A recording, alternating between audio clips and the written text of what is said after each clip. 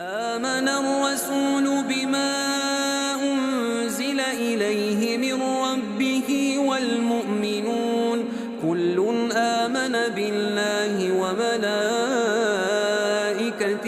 وكتبه ورسله لا نفرق بين أحد من رسله وقالوا سمعنا وأطعنا غفرانك ربنا وإليك المصير.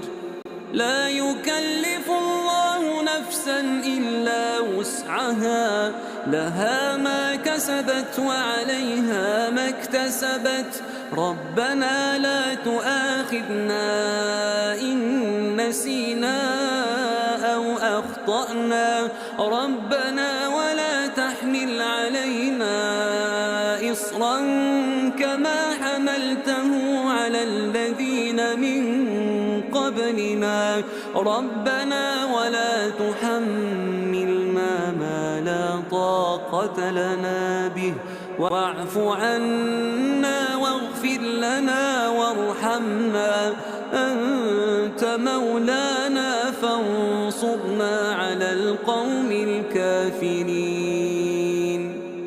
صدق الله العظيم.